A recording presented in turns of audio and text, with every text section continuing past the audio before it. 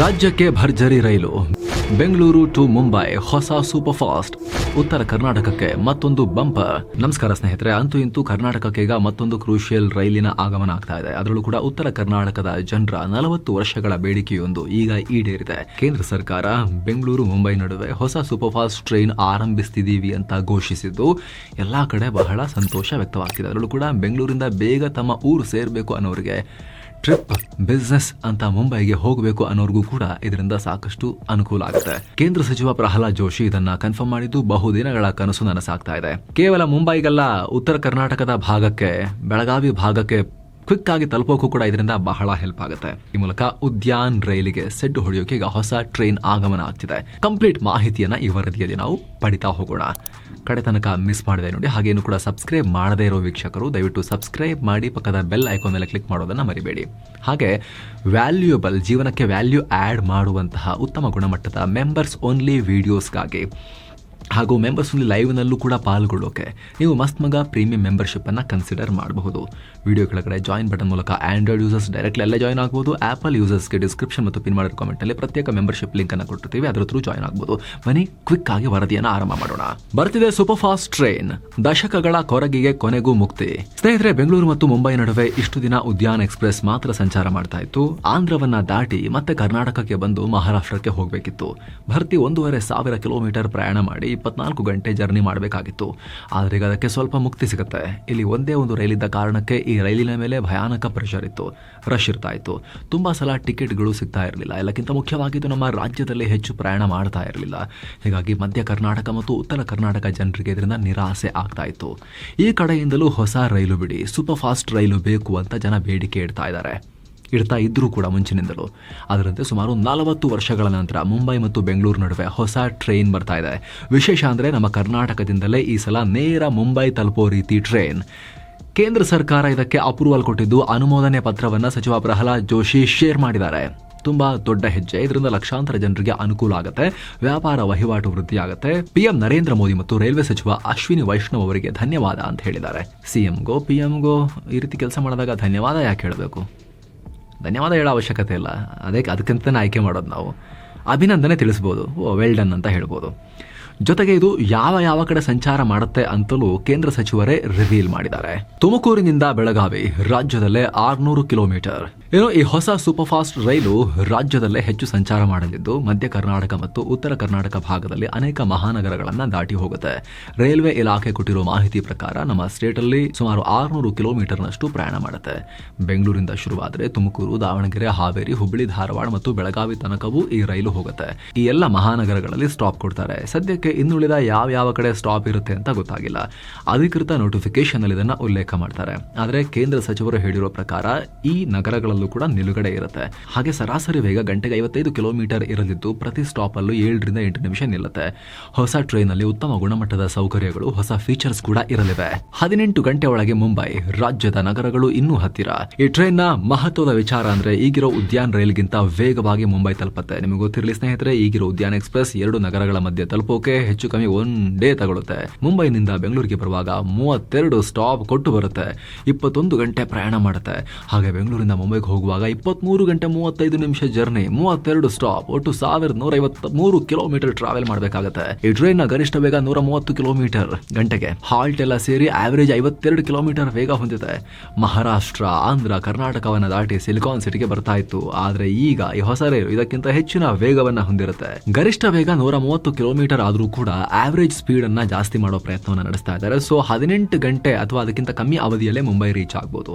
ಏನಿಲ್ಲ ಅಂದ್ರೂ ಕೂಡ ಒಂದು 5 ಗಂಟೆ ಸೇವ್ ಆಗುತ್ತೆ ಸಂಪರ್ಕದಲ್ಲಿ. ಇದು ಗೇಮ್ ಚೇಂಜರ್ ಆಗುತ್ತೆ ಅಂತ ಹೇಳ್ತಿದ್ದಾರೆ. ಸಣ್ಣ ಪುಟ್ಟ ಜ್ವರದಿಂದ ಹಿಡಿದು ಯಾವುದೇ ಮೆಡಿಕಲ್ ಕಂಡೀಷನ್ಗಳಿಂದ ನೀವು ಹಣಕಾಸಿನ ಸಮಸ್ಯೆ ಸಿಕ್ಕಾಕೊಳ್ಬಾರ್ದು ಅಂದರೆ ಹೆಲ್ತ್ ಇನ್ಶೂರೆನ್ಸ್ ಮಾಡಿಸಿರಬೇಕು. ನೀವು 10-15 ಲಕ್ಷ ರೂಪಾಯಿಗೋ, 20 ಲಕ್ಷ ರೂಪಾಯಿಗೋ ಅಥವಾ 1 ಕೋಟಿ ರೂಪಾಯಿಗೋ ನಿಮ್ಮ ಸಾಮರ್ಥ್ಯಾನುಸಾರ ಮತ್ತು ಅವಶ್ಯಕತೆಗೆ ಅನುಸಾರವಾಗಿ ಎಷ್ಟರದಾದ್ರೂ ಹೆಲ್ತ್ ಇನ್ಶೂರೆನ್ಸ್ ಮಾಡಿಸ್ಕೋಬಹುದು. ಕಾಯಿಲೆಗಳು, ಅಪಘಾತಗಳು ಹೇಗಿದ್ರೂ ಕೂಡ ಹೇಳಿಬಿಟ್ಟೇನು ಬರಲ್ಲ. ಆದರೆ ಬಂದಾಗ ನಿಮ್ಮ ಹತ್ರ ಆ ಥರ ಹೆಲ್ತ್ ಇನ್ಶೂರೆನ್ಸ್ ಕವರೇಜ್ ಇದ್ರೆ ಆಸ್ಪತ್ರೆ ಬಿಲ್ ಕಟ್ಟೋ ಪರಿಸ್ಥಿತಿ ಬರೋದಿಲ್ಲ. ಬೆಸ್ಟ್ ಆಫ್ ದಿ ಬೆಸ್ಟ್ ಟ್ರೀಟ್ಮೆಂಟನ್ನು ನೀವು ತಗೋಬಹುದು. ಡಾಕ್ಟರ್ ಚಾರ್ಜಸ್ ಎಷ್ಟಪ್ಪ, ಬೆಡ್ ಚಾರ್ಜಸ್ ಎಷ್ಟಪ್ಪ, ರೂಮ್ ಚಾರ್ಜಸ್ ಎಷ್ಟಪ್ಪ, ಈ ಆಸ್ಪತ್ರೆಯಲ್ಲಿ ಎಷ್ಟು, ಆ ಆಸ್ಪತ್ರೆಯಲ್ಲಿ ಎಷ್ಟು ಕಮ್ಮಿಗೆ ಮಾಡ್ತಾರಾ ಅಂತೆಲ್ಲ ಚರ್ಚೆ ಮಾಡೋ ಪರಿಸ್ಥಿತಿ ಬರೋದಿಲ್ಲ, ಅಥವಾ ಸಾಲ ಮಾಡೋ ಪರಿಸ್ಥಿತಿ ಬರೋದಿಲ್ಲ. ಭಾರತದಲ್ಲಿ ಹೆಚ್ಚಿನ ಭಾರತೀಯರು ಬ್ಯಾಂಕ್ರಪ್ಟ್ ಅಥವಾ ದಿವಾಳಿ ಆಗೋದಕ್ಕಿಂತ ಒಂದು ಹಾಸ್ಪಿಟಲ್ ವಿಸಿಟ್ ದೂರ ಇದ್ದಾರೆ ಅಷ್ಟೇ. ಒಂದು ಆರೋಗ್ಯ ಸಮಸ್ಯೆ ಯಾರಿಗಾರು ಬಂತು ಮನೇಲಿ ಅಂತ ಹೇಳಿದ್ರೆ ಫ್ಯಾಮಿಲಿ ದಿವಾಳಿ, ಸಾಲ, ಈ ರೀತಿ ಆಘಾತಕಾರಿ ಪರಿಸ್ಥಿತಿ ಇದೆ. ಅದು ಬರಬಾರ್ದು ಅಂದರೆ ಸ್ನೇಹಿತರೆ ಪ್ರತಿಯೊಬ್ಬರಿಗೂ ಹೆಲ್ತ್ ಇನ್ಶೂರೆನ್ಸ್ ತುಂಬ important. Health insurance take care ಮಾಡುತ್ತೆ ಈ ಹಾಸ್ಪಿಟಲ್ ಬಿಲ್ಲನ್ನು. ಹಾಗಾಗಿ ಸ್ನೇಹಿತರೆ ಪ್ರತಿಯೊಬ್ಬ ಫಿನಾನ್ಷಿಯಲ್ ಎಕ್ಸ್ಪರ್ಟ್ ಕೂಡ ಮೊದಲು ಅಡ್ವೈಸ್ ಮಾಡೋ ಈ ಪ್ರೊಟೆಕ್ಷನ್ ಪ್ಲಾನ್ಗಳ ಲಿಂಕನ್ನು ಹೆಲ್ತ್ ಇನ್ಶೂರೆನ್ಸ್ದು ಕೊಟ್ಟಿರ್ತೀವಿ, ಹಾಗೆ ಕೆಳಗಡೆ ಟರ್ಮ್ ಇನ್ಶೂರೆನ್ಸ್ದು ಕೂಡ ಕೊಟ್ಟಿರ್ತೀವಿ. ಅದು ಕೂಡ ತುಂಬ ಇಂಪಾರ್ಟೆಂಟ್. ಅದು ದುಡಿತಾ ಇರೋ ವ್ಯಕ್ತಿಯ ಆಬ್ಸೆನ್ಸ್ನಲ್ಲಿ ಅವ್ರಿಗೇನಾದರೂ ಹೆಚ್ಚು ಕಮ್ಮಿಯಾಗಿ ಅವರಿಲ್ಲ ಅಂತಂದರೆ, ಫ್ಯಾಮಿಲಿ ಆರ್ಥಿಕವಾಗಿ ದಿವಾಳಿ ಆಗಬಾರ್ದು ಅಂದರೆ ಅದಕ್ಕಿರೋ ಪ್ರೊಟೆಕ್ಷನ್ ಪ್ಲಾನ್ ಅದು. ಸೊ ಹೆಲ್ತ್ ಇನ್ಶೂರೆನ್ಸ್ ಕೆಳಗಡೆ ಟರ್ಮ್ ಇನ್ಶೂರೆನ್ಸ್ ಎರಡರ ಲಿಂಕನ್ನು ಕೂಡ ನಾವು ಕೊಟ್ಟಿರ್ತೀವಿ ಸ್ನೇಹಿತರೆ. ಇನ್ನೂ ಯಾರು ಮಾಡಿಸಿಲ್ಲ ಅವರು ಮಿಸ್ ಮಾಡದೆ ಇವುಗಳನ್ನು ಚೆಕ್ ಮಾಡಿ ಭಾರತದ ಟಾಪ್ ಪ್ರೊವೈಡರ್ಗಳ ಪ್ಲಾನ್ಗಳನ್ನು ಕಂಪೇರ್ ಮಾಡಿ. ಇವಾಗ ಆನ್ಲೈನ್ ಡಿಸ್ಕೌಂಟ್ ಕೂಡ ಇದೆ, GST ಕೂಡ 0 ಆಗಿದೆ. ಸೊ ಇದು high time right time, miss ಮಾಡದೆ ಚೆಕ್ ಮಾಡಿ. ಇನ್ನೂ ಯಾರೂ ಮಾಡಿಸಿಲ್ಲ ಅವರು. ಡಿಸ್ಕ್ರಿಪ್ಷನಲ್ಲಿ ಪಿನ್ ಮಾಡಿರೋ ಕಾಮೆಂಟ್ನಲ್ಲಿ ಲಿಂಕ್ ಇದೆ. ಬನ್ನೀಗ ವರದಿಯಲ್ಲಿ ಮುಂದುವರಿಯೋಣ. ಲಾಭ ಏನು? ಈ ಹೊಸ ರೈಲು ನಾನಾ ಕಾರಣಗಳಿಂದ ಇಂಪಾರ್ಟೆನ್ಸ್ ಪಡ್ಕೊಳ್ತಾ ಇದೆ. ಮೊದಲಿಗೆ ಸಂಪರ್ಕ ಕ್ಷೇತ್ರ. ಇಷ್ಟು ದಿನ ಉದ್ಯಾನ್ ರೈಲಿನ ಮೇಲಷ್ಟೇ 2 ನಗರ ಜನ ಅವಲಂಬಿತವಾಗಬೇಕಾಗಿತ್ತು. ಅದು ಸಿಗಲಿಲ್ಲ ಅಂದರೆ ಬಸ್ ಮತ್ತು ವಿಮಾನದ ಮೂಲಕವೇ ಹೋಗಬೇಕಾಗಿತ್ತು. ಆದರೆ ಇದು ಎಲ್ಲರಿಗೂ ಸಿಗುವಂಥದ್ದಲ್ಲ, ದುಬಾರಿ ಆಗ್ತಾ ಇತ್ತು. ಎಷ್ಟೋ ಸಲ ರಶ್ ಕಾರಣ ಕೊಟ್ಟು ಜನ ತಮ್ಮ ಟ್ರಿಪ್ಪನ್ನೇ ಕ್ಯಾನ್ಸಲ್ ಮಾಡ್ತಾ ಇದ್ರು. ಟಾಯ್ಲೆಟ್ನ ಪಕ್ಕದಲ್ಲಿ ನೆಲದಲ್ಲಿ ಹೀಗೆ ರೈಲಲ್ಲಿ ಎಲ್ಲೆಲ್ಲಿ ಜಾಗ ಇದೆಯಲ್ಲ ನುಕ್ಕೊಂಡು ನೇತಾಡ್ಕೊಂಡು ಬರ್ತಾ ಇದ್ರು. ಇದನ್ನು ನೆನಪಿಸಿಕೊಂಡೇ ಜನ ಈ ರೈಲಿಗೆ ಹತ್ತೋಕೆ ಹೆದರ್ತಾ ಇದ್ರು. ಆದರೆ ಬೇರೆ ಆಯ್ಕೆ ಇಲ್ಲ ಅನ್ನೋರು ಬೇರೆ ರೀತಿ ಟ್ರಾನ್ಸ್ಪೋರ್ಟೇಷನ್ ಕಾಸ್ಟ್ಲಿ ಆಗುತ್ತೆ ಅಂತ ಹೇಳಿ ಕಷ್ಟಪಟ್ಟಿದ್ರಲ್ಲಿ ಹೋಗ್ತಾ ಇದ್ರು. ಮುಂಬೈ ಮತ್ತು ಬೆಂಗಳೂರು ನಡುವಿನ ಪ್ರಯಾಣ ಕಷ್ಟ ಆಗ್ತಿತ್ತು. ಆದರೆ ಈಗ ಒಂದೇ ರೈಲಿಗೆ ಬೀಳೋ ಪ್ರೆಷರ್ ಕಮ್ಮಿ ಆಗುತ್ತೆ. ಇನ್ನೊಂದು ರೈಲಿಗೂ ಜನ ಶೇರ್ ಆಗ್ತಾರೆ, ಆ ಕಡೆ ಈ ಕಡೆ ಹಂಚಿ ಹೋಗ್ತಾರೆ. ಎರಡನೇದು ವ್ಯಾಪಾರ ಮತ್ತು economy. Tech capital, IT city, ಸ್ಟಾರ್ಟ್ಅಪ್ಗಳ ಹಬ್ ಆಗಿರೋ ಬೆಂಗಳೂರು ಸೀದಾ ದೇಶದ ಕಮರ್ಷಿಯಲ್ ಕ್ಯಾಪಿಟಲ್ ವಾಣಿಜ್ಯ ನಗರಿ ಮುಂಬೈಗೆ ಇನ್ನಷ್ಟು ಫಾಸ್ಟ್ ಆಗಿ ಕನೆಕ್ಟ್ ಆಗುತ್ತೆ. ಮಹಾರಾಷ್ಟ್ರ ಭಾಗದಿಂದಲೂ ಸಾಕಷ್ಟು ಜನ ಬೆಂಗಳೂರಿಗೆ ಬರೋರಿದ್ದಾರೆ. ರೈತರು, ಕೂಲಿ ಕಾರ್ಮಿಕರು, ವಿದ್ಯಾರ್ಥಿಗಳು, IT ಉದ್ಯೋಗಿಗಳು, ವ್ಯಾಪಾರಿಗಳು, ಒಟ್ಟಾರೆ ಸಂಘಟಿತ ಅಸಂಘಟಿತ ವಲಯ ಎಲ್ಲಾ ಕಡೆಯಿಂದ ಬರ್ತಾರೆ. ಹಾಗೆ ದೇಶದ ಆರ್ಥಿಕ ರಾಜಧಾನಿ ಆಗಿರೋ ಮುಂಬೈಗೂ ಇಲ್ಲಿಂದಲೂ ಸಾವಿರಾರು ಜನ ಪ್ರಯಾಣ ಮಾಡ್ತಾರಲ್ವಾ. ವ್ಯಾಪಾರ, ಶಿಕ್ಷಣ, ಪ್ರವಾಸ, ಉದ್ಯೋಗದ ಕಾರಣದಿಂದ ಜನ ಹೋಗ್ತಾ ಇರ್ತಾರೆ, ಬರ್ತಿರ್ತಾರೆ. ಅವರಿಗೆ ಇನ್ನಷ್ಟು ಅನುಕೂಲ ಆಗುತ್ತೆ.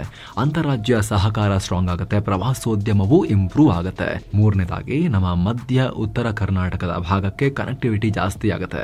ಸ್ನೇಹಿತರೆ ಬೆಳಗಾವಿ, ಹುಬ್ಬಳ್ಳಿ ಮತ್ತು ದಾವಣಗೆರೆ ಭಾಗದಿಂದ ದೊಡ್ಡ ಪ್ರಮಾಣದ ಜನ ವಲಸೆ ಹೋಗ್ತಾರೆ. ಶಿಕ್ಷಣಕ್ಕೋಸ್ಕರ, ವ್ಯಾಪಾರಕ್ಕೋಸ್ಕರ ಅಥವಾ ಇನ್ನಿತರ ಕಾರಣಗಳಿಂದಾಗಿ ಮಹಾನಗರಗಳಿಗೆ ಬರ್ತಾರೆ.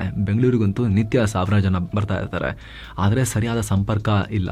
ಹುಬ್ಬಳ್ಳಿ ಬೆಳಗಾವಿಗಂತೂ ಎಷ್ಟು ರೈಲು ಬಿಟ್ಟರೂ ಸಾಕಾಗಲ್ಲ, ಅಷ್ಟು ಜನ ಪ್ರಯಾಣ ಮಾಡ್ತಾರೆ. ಇದೇ ಕಾರಣಕ್ಕಾಗಿಯೇ ಹೆಚ್ಚಿನ ಖಾಸಗಿ ಬಸ್ಗಳು ಕೂಡ ದುಬಾರಿಯಾಗಿ ಟಿಕೆಟ್ ಇಟ್ಟು ಓಡಿಸ್ತಾ ಇದ್ದಾರೆ. ವಿಮಾನ ಪ್ರಯಾಣ ಕೂಡ ಕೈಗೆಟುಕೋ ಲೆವೆಲ್ನಲ್ಲಿ ಇಲ್ಲ.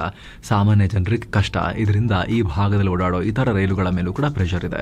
ಸೊ ಆ ಒತ್ತಡವನ್ನು ಈ ಹೊಸ ರೈಲು ಕೂಡ ಒಂದಷ್ಟು ಕಮ್ಮಿ ಮಾಡುತ್ತೆ. ಹೊಸ ಕೈಗಾರಿಕಾ ನಗರಗಳಿಗೆ ಅಂದರೆ ತುಮಕೂರು, ದಾವಣಗೆರೆ, ಹುಬ್ಬಳ್ಳಿ, ಬೆಳಗಾವಿ ಭಾಗದ ಜನರಿಗೂ ಇದರಿಂದ ಅನುಕೂಲ ಆಗುತ್ತೆ. ತುಮಕೂರಿಗೆ ಬಿಡಿ ಸ್ನೇಹಿತರೆ, ಬೆಂಗಳೂರಿಂದ ಸಾಕಷ್ಟು ಸಂಪರ್ಕ ವ್ಯವಸ್ಥೆ ಇದೆ. ಆದರೆ ಉತ್ತರ ಕರ್ನಾಟಕಕ್ಕೆ ಇದರಿಂದ ಸಂಪರ್ಕ ಕ್ರಾಂತಿಗೆ ಹೆಲ್ಪ್ ಆಗುತ್ತೆ. ಕೈಗಾರಿಕೆಗಳ ವಿಸ್ತರಣೆ, ಕೃಷಿ ಉತ್ಪನ್ನಗಳ ಸಾಗಾಣಿಕೆಗೆ, ಬಟ್ಟೆ ಉದ್ಯಮಕ್ಕೆ ಇದರಿಂದ ಸುಲಭ ಆಗುತ್ತೆ. ಹಾಗೆ ಜಿಲ್ಲೆಗಳ ನಡುವಿನ ವ್ಯವಹಾರ ಈಸಿ ಆಗುತ್ತೆ. ಹಾಗೆ ಉತ್ತರ ಕರ್ನಾಟಕದ ರೈತರಿಗೆ ಮುಂಬೈ ಅನ್ನೋ ಮತ್ತೊಂದು ಮಾರ್ಕೆಟ್ ಓಪನ್ ಆಗ್ಬೋದು. ಆ ಭಾಗದಲ್ಲಿ ಬೆಳೆದ ಹಣ್ಣು ತರಕಾರಿಗಳನ್ನ, ಕೈಗಾರಿಕಾ ವಸ್ತುಗಳನ್ನ ಮುಂಬೈ ಮಾರ್ಕೆಟ್ಗೆ ಕ್ವಿಕ್ ಆಗಿ ಸಾಗಿಸಲಿಕ್ಕೆ ಹೆಲ್ಪ್ ಆಗ್ಬೋದು.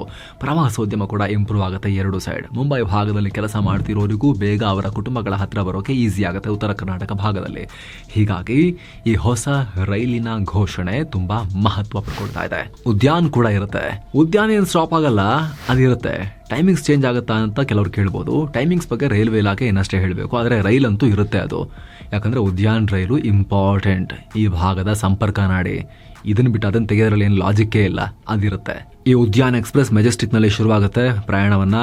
ಅದು ಬೆಂಗಳೂರು ಕಂಟೋನ್ಮೆಂಟ್, ಯಲಹಂಕ, ದೊಡ್ಡಬಳ್ಳಾಪುರ, ಗೌರಿಬಿದನೂರು, ಹಿಂದೂಪುರ, ಪೆನುಕೊಂಡ, ಸಾಯಿಪಿ ನಿಲಯಂ, ಧರ್ಮಾವರಂ, ಅನಂತಪುರಂ, ಗುಂತ್ಕಲ್, ಅಧೋನಿ, ಮಂತ್ರಾಲಯ, ರಾಯಚೂರು, ಕೃಷ್ಣ, ಸೈದಾಪುರ್, ಯಾದಗಿರಿ, ನಲ್ವಾರ್, ವಾಡಿ, ಶಹಬಾದ್, ಕಲಬುರ್ಗಿ, ಗಂಗಾಪುರ್ ರೋಡ್, ದುದಾನಿ, ಅಕ್ಕಲ್ಕೋಟೆ, ಸೋಲಾಪುರ, ಕುರ್ದ್ವಾಡಿ, ದೌಂದ್, ಉರುಳಿ, ಪುಣೆ, ಲೋನಾವಾಲ, ಕಲ್ಯಾಣ್ ಮತ್ತು ದಾದರನ್ನ ತಲುಪುತ್ತೆ.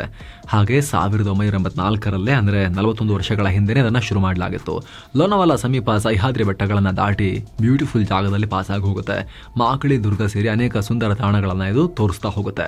ಸೊ ಫ್ರೆಂಡ್ಸ್, ಇದಾಗಿತ್ತು ಬೆಂಗಳೂರು ಮತ್ತು ಮುಂಬೈ ನಡುವೆ ಬರ್ತಾ ಇರೋ ಹೊಸ ಟ್ರೈನ್ ಬಗ್ಗೆ ನಮಗೆ ಮಾಹಿತಿ ಕೊಡುವಂತ ಪ್ರಯತ್ನ. ಈ ವರದಿಯನ್ನು ಎಲ್ಲರಿಗೂ ಶೇರ್ ಮಾಡಿ, ಅನುಕೂಲ ಆಗಲಿ, ಈ ಭಾಗದಲ್ಲಿ ಓಡಾಡುವಂತವರಿಗೆ ಹೆಲ್ಪ್ ಆಗಬಹುದು. ಹಾಗೆ ಸ್ನೇಹಿತರೆ, ಆಗಲೇ ಹೇಳಿದ ಟರ್ಮ್ ಮತ್ತು ಹೆಲ್ತ್ ಇನ್ಶೂರೆನ್ಸ್ ಬಗ್ಗೆ ಒಂದು ಕ್ವಿಕ್ ರಿಮೈಂಡರ್. ನಿಮ್ಮ ಫ್ಯಾಮಿಲಿಯ ಆರ್ಥಿಕ ಭದ್ರತೆಯನ್ನು, ಫಿನಾನ್ಷಿಯಲ್ ಸೆಕ್ಯೂರಿಟಿಯನ್ನು ಗ್ಯಾರಂಟಿ ಮಾಡೋಕೆ ಟರ್ಮ್ ಇನ್ಶೂರೆನ್ಸ್, ಹಾಗೆ ಹೆಲ್ತ್ನ ಭದ್ರತೆಯನ್ನು ಗ್ಯಾರಂಟಿ ಮಾಡೋಕೆ ಹೆಲ್ತ್ ಇನ್ಶೂರೆನ್ಸ್ ಮಾಡಿ ನೀವು ಕೂಡ ಪೀಸ್ ಆಫ್ ಮೈಂಡನ್ನು ಅಚೀವ್ ಮಾಡಬಹುದು. ಡಿಸ್ಕ್ರಿಪ್ಷನಲ್ಲಿ ಪಿನ್ ಮಾಡಿರೋ ಕಾಮೆಂಟ್ನಲ್ಲಿ ಅದರ ಲಿಂಕ್ ಇದೆ. ಆಸಕ್ತರು ಚೆಕ್ ಮಾಡಿ. Thank you so much. ಮತ್ತೆ ಭೇಟಿ ಆಗ್ತಿರೋಣ. ನಮಸ್ತೆ.